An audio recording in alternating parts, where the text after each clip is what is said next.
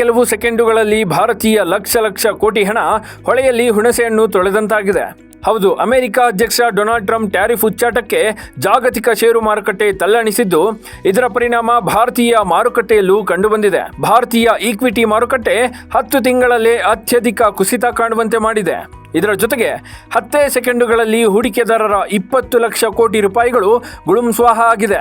ಏಷ್ಯಾದ ಷೇರುಪೇಟೆಗಳು ಮತ್ತು ಅಮೆರಿಕದ ಷೇರುಪೇಟೆಗಳಲ್ಲಿ ಮಾರಾಟ ಕುಸಿತ ಭಾರೀ ನಷ್ಟ ಉಂಟಾಗಿದ್ದು, ಸೆನ್ಸೆಕ್ಸ್ 4,000 ಅಂಕ ಕುಸಿತ ದಾಖಲಿಸಿದೆ. ಕಳೆದ ವಹಿವಾಟಿನ ಅವಧಿಯಿಂದ 3.5% ಹೆಚ್ಚು ಕುಸಿತ ಕಂಡಿದೆ. ಆದರೆ ನಿಫ್ಟಿ ಇಂದು ಬೆಳಗ್ಗೆ 10,000 ಪಾಯಿಂಟ್ಗಳಿಗೂ ಹೆಚ್ಚು ಕುಸಿತ ಕಂಡಿದೆ.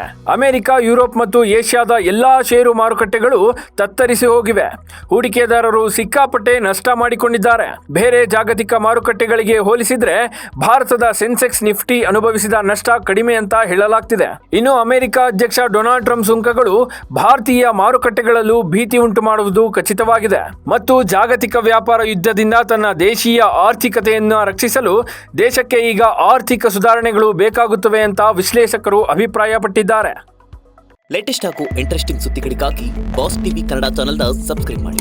ಹಾಗೆಯೇ ಬೆಲ್ ಐಕಾನ್ ಪ್ರೆಸ್ ಮಾಡಿ. ಇದರ ಜೊತೆಗೆ ಫೇಸ್ಬುಕ್, ಇನ್ಸ್ಟಾಗ್ರಾಮ್, ಎಕ್ಸ್ನಲ್ಲೂ ಮಿಸ್ ಮಾಡದೆ ಫಾಲೋ ಮಾಡಿ.